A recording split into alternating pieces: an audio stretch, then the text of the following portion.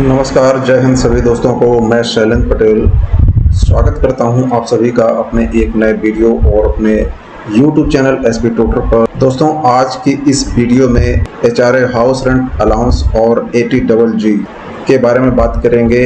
HRA और ATGG के section को पूरी तरह से कवर करेंगे कि आपने ITR फाइल करते समय, इनकम टैक्स रिटर्न फाइल करते समय आपने अपना HRA आपने कहाँ दिखाना है, कैसे दिखाना है, उसकी क्या कैलकुलेशन है और कौन कौन दिखा सकता है, HRA के लिए कौन एलिजिबल होता है और कौन ATGG में रेंट पे को क्लेम कर सकता है, उसकी कंडीशन क्या है, उसका कैलकुलेशन क्या है। नंबर 2 पॉइंट है कि HRA को क्लेम करने का प्रॉपर मेथड क्या है।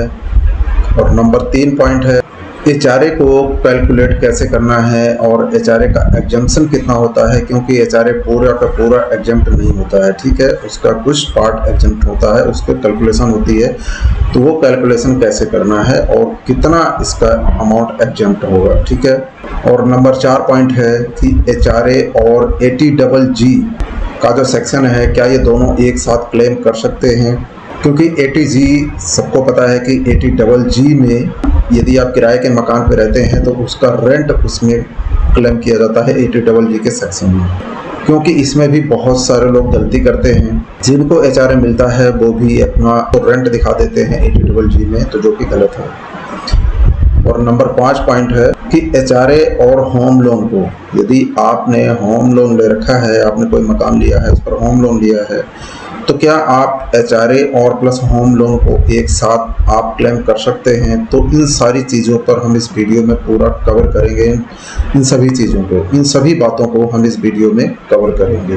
वीडियो काफ़ी इम्पोर्टेंट है, तो वीडियो अगर आपको अच्छी लगे, आपके लिए इन्फॉर्मेटिव हो, तो दोस्तों वीडियो को लाइक ज़रूर कर दें। इम्पोर्टेंट लगे तो अपने दोस्तों के साथ भी इसे शेयर करें।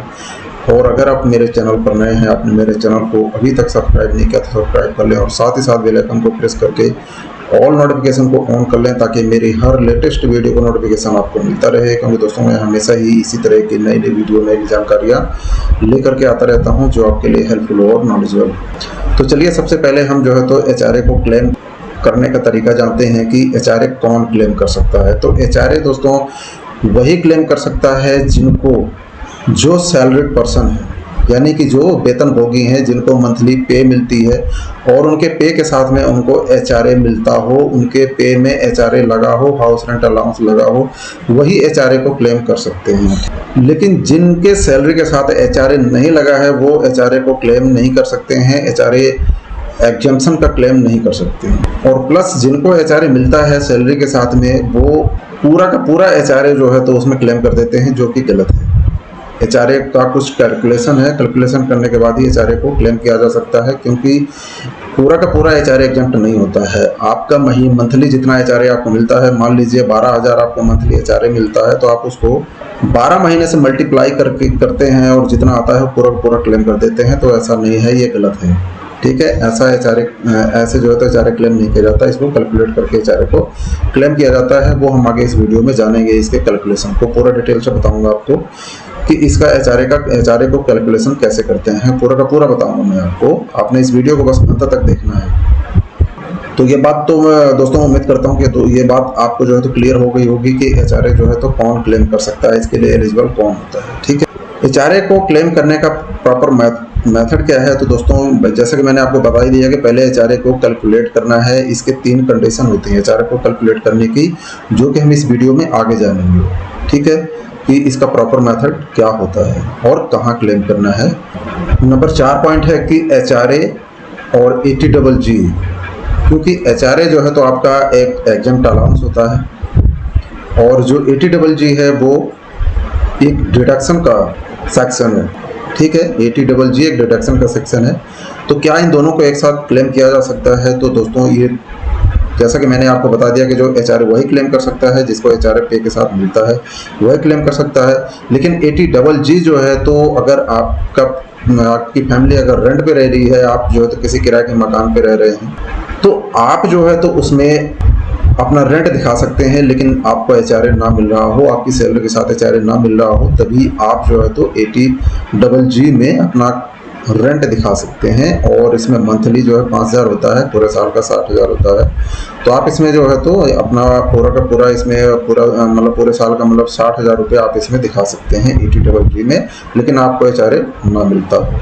और वो भी इसमें क्लेम कर सकते हैं जो कि बिजनेसमैन हैं, उनको कहीं से कोई HRA नहीं मिलता है, वो भी जो है तो अपना रेंट इसमें दिखा सकते हैं अगर वो रेंट पे रहते हैं तो।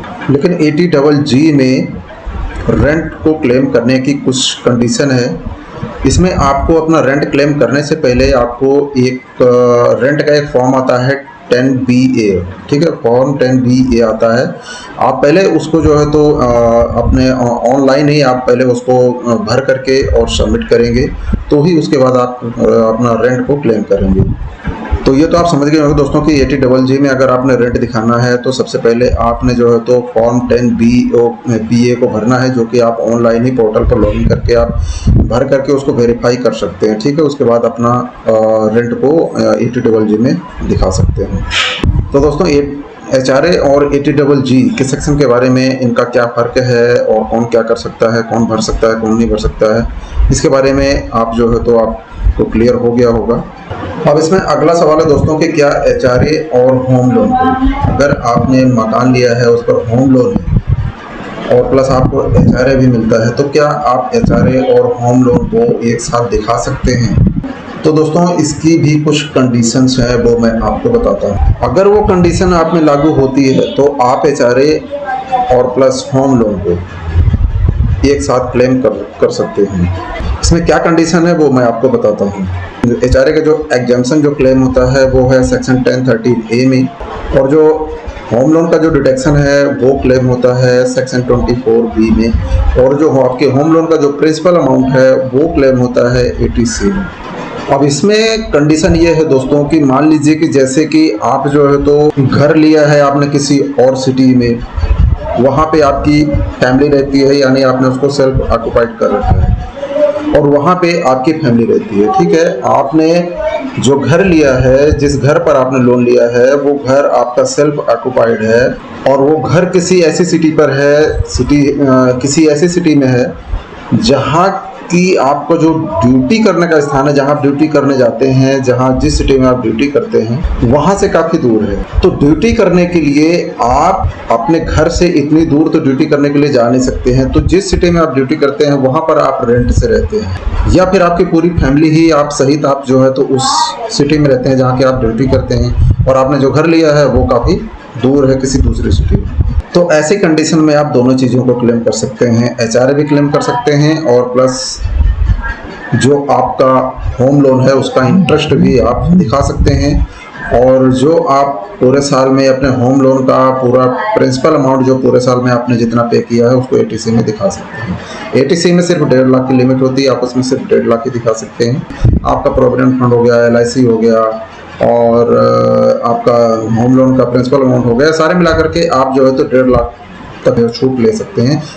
अब इसमें हो सकता है कि दिमाग में ये बात आती होगी सभी के, किसी के दिमाग में ये बात आती होगी कि जब हमारा खुद का घर है, उस घर पे हमने होम लोन ले रखा है, वो घर है हमारा और उसको सेल्फ ऑक्युपाइड किया हुआ है, तो फिर जो है तो फिर हम 80GG में रेंट या फिर HRA या फिर होम लोन कैसे दिखा सकते हैं? तो ये सीधी सी बात है दोस्तों कि आप ड्यूटी कहीं किसी और सिटी में कर रहे हैं और जो आपने घर लिया है वो कहीं किसी और सिटी में है, आपकी ड्यूटी का जो सिटी है उससे काफ़ी दूर है, तो जो सेल्फ ऑक्युपाइड है वहाँ पे आपका जो आपने घर लिया है वहाँ पे आपका परिवार रहता है और आप किसी दूसरी सिटी में रेंट पे रह रहे हैं जो कि दूर है, तो आप वहाँ से अपने घर से अप डाउन नहीं कर सकते हैं। तो इस ऐसी स्थिति में जो है तो आपने रेंट पे मकान लिया है तो आप उसका रेंट क्लेम कर सकते हैं।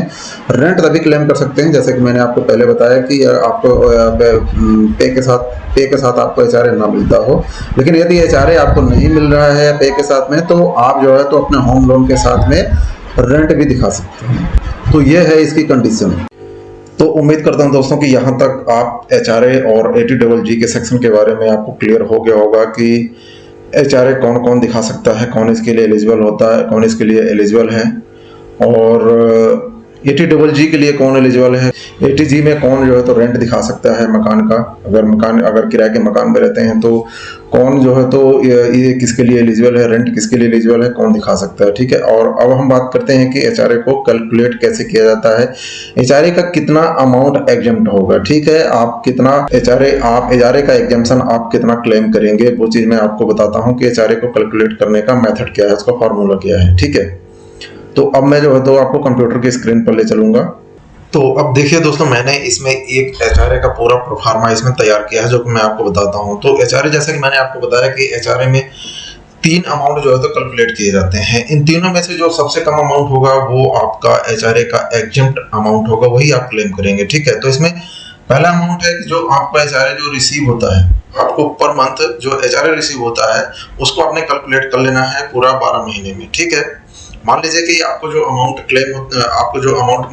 एचआरए जो आपको मिलता है वो 15,000 रुपये पर माह आपको मिलता है, तो उसको आपने 12 से मल्टीप्लाई कर लेना है। तो 15,000 इंटू 12 1,80,000 हो गया, पूरे साल का एचआरए आपको रिसीव हो गया। ठीक है, और उसके बाद दूसरा अमाउंट है आपका बेसिक पे। बेसिक पे का मतलब होता है कि आपका जो बेसिक पे और प्लस डीए, और अगर आपको आपके पे के साथ में अगर कोई कमीशन वगैरह आपको मिलता है तो वो आपको इंक्लूड करके उसको आपने 50% निकाल लेना है अपने सैलरी। ठीक है, सैलरी जैसे कि मैंने आपको बताया कि आपकी बेसिक प्लस डी और प्लस आपको अगर पे के साथ में कोई कमीशन मिलता है तो वो, ठीक है, तो वो हो गया टोटल आपकी सैलरी। तो उस सैलरी का आपने 50% आपने निकालना है। ठीक है, और ये 50% किसके लिए है? जो मेट्रो सिटी है, मेट्रो सिटी जैसे कि दिल्ली, मुंबई, कोलकाता, चेन्नई। ठीक है, इसके लिए आपने अपने सैलरी का 50% आपने निकालना है। और यदि आप किसी नॉन मेट्रो सिटी में रहते हैं तो उसका आपने 40% निकालना है अपने वेतन का। ठीक है, और इसमें तीसरा अमाउंट है कि जो आपने किराया जो आपने रेंट पे किया है।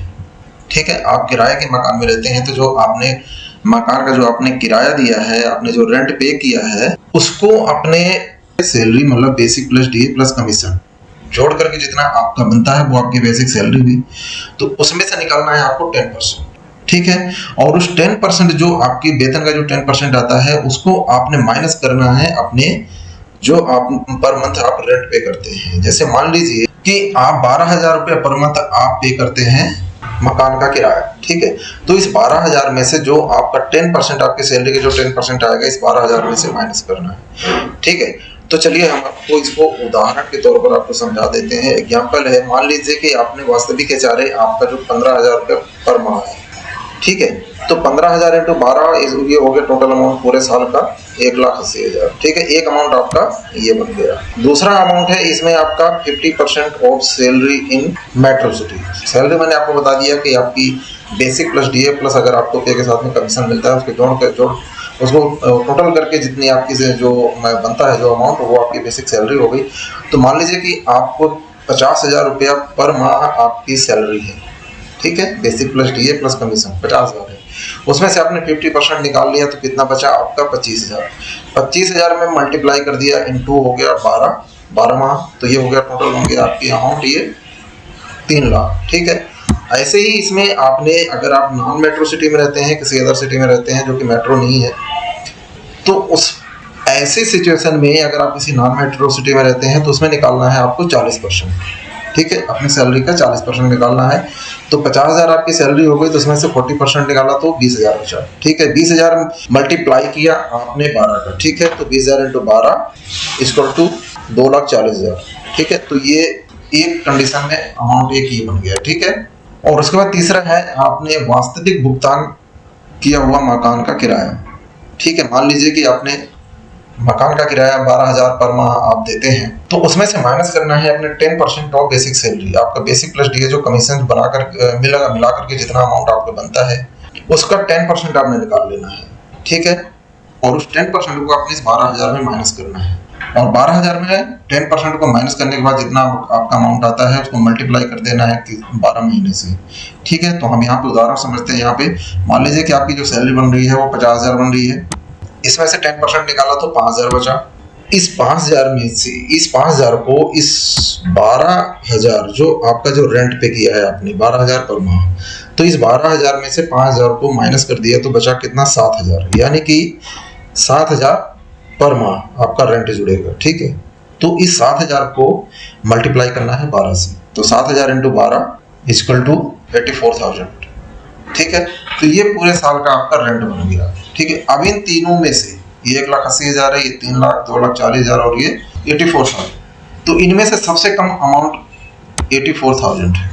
तो इन तीनों में से जो सबसे कम अमाउंट है वही आपका HRA एग्जाम्पशन होगा, यही अमाउंट आप क्लेम कर सकते हैं अपने HRA एग्जाम्पशन के लिए, ठीक है। यही आपका HRA क्लेम के लिए एग्जाम्प्ट अमाउंट होगा 84,000, ठीक है। यही आप क्लेम कर सकते हैं। तो ये कैलकुलेशन है HRA की।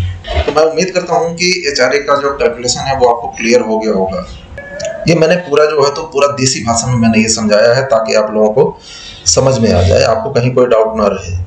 नहीं तो गलती करते हैं कि ऐसा करते हैं कि जितना उनको HRA पूरे महीने में HRA रिसीव होता है, ये HRA जो है तो उनका एक माह का 15,000 होता है, तो उसको मल्टीप्लाई कर 12 से मल्टीप्लाई करके और जितना अमाउंट आता है उसको HRA में दिखा देते हैं, जो कि गलत है, ठीक है। ऐसे में जो है आपका ITR डिफेक्टिव हो सकता है या फिर आपको इनकम टैक्स की तरफ से नोटिस आ सकता है। तो ऐसा नहीं करना है, HRA को पहले आपने कैलकुलेट कर लेना है और जितना आपका जो सबसे कम अमाउंट आता है वो आपने क्लेम करना है, ठीक है। तो ये आपका क्लेम अमाउंट है, ये 84,000, ठीक है। तो ये जो है हर किसी के पे में हर किसी का मतलब कि ऊपर नीचे हो सकता है, मतलब ये मैंने एक उदाहरण के तौर पर मैंने आपको समझाया, एक एग्जांपल दिया है किस तरीके से इसको कैलकुलेट करना है, ठीक है। तो लेकिन इसमें से किसी की जो सैलरी है वो 50,000 से ऊपर हो सकती है, कम भी हो सकती है। HRA जो है तो 15,000 से ऊपर भी हो सकता है, कम भी हो सकता है, ठीक है। और जो रेंट है वो भी ऊपर नीचे हो सकता है, तो इसको आपने कैलकुलेट कर लेना, ठीक है। और आपके केस में जितना जो सबसे कम अमाउंट आता है वही आपने क्लेम करना है। तो अब मैं आपको बताऊंगा कि आपने HRA कहाँ पे क्लेम करना है, और जिनको HRA नहीं मिलता है और वो रेंट पे रहते हैं तो उनको अपना वो रेंट कहाँ पे दिखाना है, ठीक है। ये चीज मैं आपको दिखाता हूँ। तो जब आप इनकम टैक्स इंडिया ई फाइलिंग के वेबसाइट पर आप लॉगिन हो जाएंगे और आप अपना ITR फाइल करना शुरू करेंगे और आप यहाँ पे पहुंचेंगे, ठीक है, इस पेज में, कहाँ से, जहाँ से आपकी ITR फाइलिंग शुरू होती है, ठीक है। तो यहाँ पे आपको पहला टैब मिलेगा, आपको यहाँ पे पहला स्टेप मिलेगा पर्सनल इन्फॉर्मेशन का, ठीक है। तो पर्सनल इन्फॉर्मेशन को आप क्लियर करेंगे, इसको ओपन करके आप इसको क्लियर करेंगे और कंफर्म करेंगे, ठीक है, ठीक है। क्योंकि हर एक स्टेप को आपको एक एक करके क्लियर करना पड़ेगा, ठीक है। तो आपने जो है उनको क्लियर कर लेना है। अब जैसे आप इसको कंफर्म करेंगे तो आपका जो पहला स्टेप है वो कंफर्म हो जाएगा पर्सनल इन्फॉर्मेशन का, ठीक है। जब आप इसके नीचे आएंगे ग्रॉस टोटल इनकम का, तो जब पहला स्टेप को आप कंफर्म कर लेंगे तो ये दूसरा जो है एक्टिव हो जाएगा। यहाँ पर आप देख सकते हैं इंक्लूड ग्रॉस टोटल इनकम में, देखो कि इसमें क्या क्या आता है, ठीक है। अब आप इसमें देख सकते हैं includes your income detail like salary, house property, income from other source, ठीक है। तो आपने इसको ओपन कर लेना है। यहाँ पे आइए, क्वेश्चन यहाँ पे कुछ दिखा रहा है, तो अगर आप क्वेश्चन बेसिस पे अगर आप करना चाहे तो कर सकते हैं, अदरवाइज आप इसको स्किप कर दें। अब यहाँ पर आप देख सकते हैं, यहाँ पर सबसे ऊपर आपको इनकम फ्रॉम सैलरी का ऑप्शन दिखाई देगा, ठीक है। यहाँ पे आप देख रहे हैं ग्रॉस सैलरी हो गया, और उसके नीचे यहाँ पे आएंगे तो आपको मिल जाएगा इनकम फ्रॉम हाउस प्रॉपर्टी, और उसके नीचे आएंगे तो आपको मिलेगा इनकम फ्रॉम अदर सोर्स। तो जो ये इनकम फ्रॉम सैलरी है आपने इसको एडिट करना है, ठीक है। इसको आपने एडिट करना है, आपका HRA एग्जाम्पशन यही मिलेगा, ठीक है। आप यहाँ पे देख रहे हैं कि इनकम फ्रॉम सैलरी में क्या क्या है, ग्रॉस सैलरी है, लेस एग्जाम्प्ट अलाउंस है इसी में, ठीक है।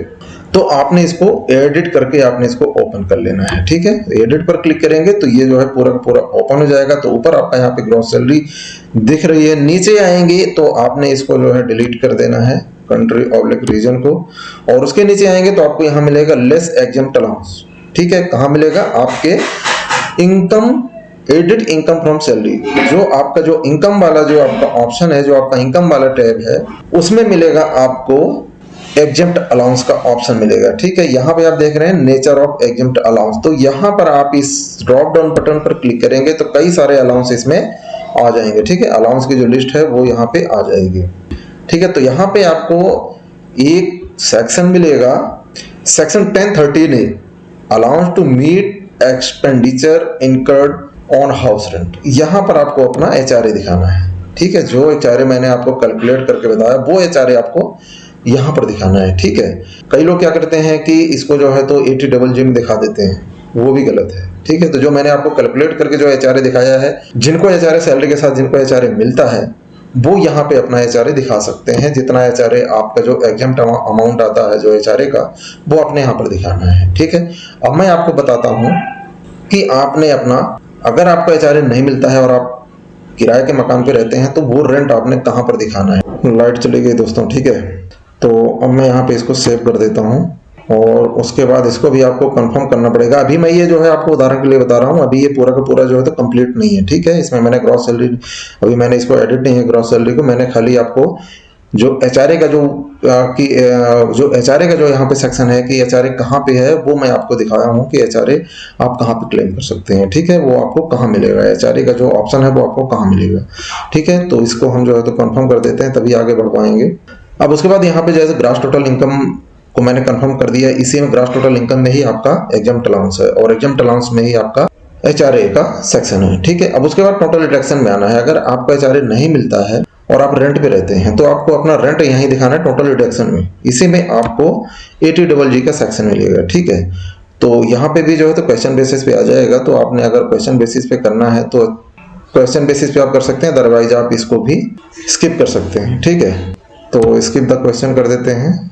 अब जैसे आप इस क्वेश्चन को स्किप कर देंगे तो आपके सामने जो डिडक्शन का पूरा जो डिटेल आ जाएगा। ठीक है, तो यहाँ पे सबसे ऊपर आपको यहाँ पे ATD दिख रहा है, ATDD दिख रहा है, और यहाँ पर आप शो ऑल डिडक्शन पर क्लिक करेंगे तो पूरा का पूरा जो डिडक्शन है वो पूरा का पूरा डिडक्शन की जो डिटेल है वो आ जाएगा। ठीक है, यहाँ पर आपको ATGG का सेक्शन मिलेगा। आपको यहाँ पे आप देख रहे हैं ATGG रेंट पैड। ठीक है, और यहाँ पे आप देख रहे हैं please submit form 10BA to claim deduction. जैसा कि मैंने आपको पहले बताया, इस वीडियो के शुरू में बताया कि अगर आप रेंट क्लेम कर रहे हैं, आपका HRA नहीं मिलता है और आप किराए के मकान पे रहते हैं, तो आप अपना अगर रेंट क्लेम कर रहे हैं तो यहाँ पे आपको फॉर्म 10BA को सबमिट करना पड़ेगा। ठीक है, उसको वेरीफाई करना पड़ेगा, उसके बाद आप अपना रेंट दिखाएंगे। ठीक है, तो यहाँ पर आपने अपना रेंट दिखाना है। ठीक है, तो आप जो है तो ये फॉर्म 10BA को सबमिट करके और आपने इसको जो है तो सिलेक्ट करना है और उसके बाद आपने ऐड बटन पर क्लिक करना है।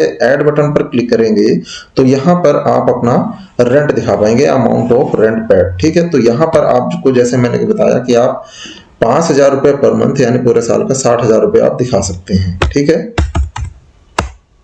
ये, और उसके बाद आपने ऐड पर क्लिक कर देना है तो ये ऐड हो जाएगा। अमाउंट को एंटर करके ऐड पर क्लिक करेंगे तो ऐड हो जाएगा। ठीक है, तो मैं उम्मीद करूंगा कि आपको जो है तो HRA और आपको ये क्लियर हो गया होगा कि आपने अपना HRA, जिनको सैलरी के साथ में HRA मिलता है, उनको अपना HRA कहाँ क्लेम करना है, कैसे क्लेम करना है और कितना क्लेम करना है, उसका कैलकुलेशन क्या है। ठीक है, और दूसरा है ATGG में अगर आपको HRA नहीं मिलता है, आपको आपकी सैलरी के साथ HRA नहीं मिलता है और आप रेंट पे रहते हैं, तो आपने अपना मकान का किराया कहाँ पे दिखाना है, ये चीज़ आपको क्लियर हो गई होगी। ठीक है, बाकी अगर दोस्तों अगर पूरी ITR फाइल करने की अगर आपको वीडियो देखनी होगी तो मैं मैं वीडियो को अपलोड कर चुका हूं, उसका लिंक आपको इस वीडियो के डिस्क्रिप्शन में मिल जाएगा। तो आप उस लिंक पर क्लिक करके और वीडियो को आप देख सकते हैं कि ITR 1 कैसे फाइल किया जाता है। पूरी की पूरी कंप्लीट वीडियो मैंने बनाया है। ठीक है, शुरू से लेकर के अंत तक पूरा स्टेप बाय स्टेप और सरल शब्दों में बनाया है। पूरी 50 मिनट की मैंने पूरी वीडियो बनाई है, जबकि इतना टाइम लगता नहीं है, हार्डली इसमें जो है तो 10 मिनट लगता है ITR फाइल करने में, लेकिन वीडियो इस तरीके से बनी है ताकि हर किसी को समझ में आ जाए। तो आप उस वीडियो को देख करके अपना ITR फाइल कर सकते हैं। तो मैं उम्मीद करता हूं दोस्तों कि जो मैंने आपको इस वीडियो में बताया है कि HRA और प्लस ATGG के बारे में जो मैंने आपको पूरी डिटेल्स मैंने आपको इस वीडियो में बताया है, तो मैं उम्मीद करूंगा कि ये चीज़ आपको क्लियर हो गई होगी। आपका HRA और आपका ATGG, आपका जो मकान किराया है वो आपने कहाँ दिखाना है, सारी बातें आपको क्लियर हो गई होंगी। तो अगर दोस्तों ये वीडियो आपको अच्छी लगी हो, आपके लिए हेल्पफुल रही हो, तो वीडियो को लाइक कर दें। इंपॉर्टेंट लगे तो अपने दोस्तों के साथ भी इसे शेयर करें। और अगर आप मेरे चैनल पर नए हैं, आपने मेरे चैनल को अभी तक सब्सक्राइब नहीं किया तो सब्सक्राइब कर लें और साथ ही साथ बेल आइकन को प्रेस करके ऑल नोटिफिकेशन को ऑन कर लें, ताकि मेरी हर लेटेस्ट वीडियो का नोटिफिकेशन आपको मिलता रहे। क्योंकि दोस्तों मैं हमेशा ही नई वीडियो, नई जानकारियां लेकर के आता रहता हूँ जो आपके लिए हेल्पफुल और नॉलेजेबल हो। तो आज की वीडियो में दोस्तों बस इतना ही, मिलते हैं फिर अगली वीडियो में। तब तक के लिए नमस्कार, जय हिंद, धन्यवाद दोस्तों।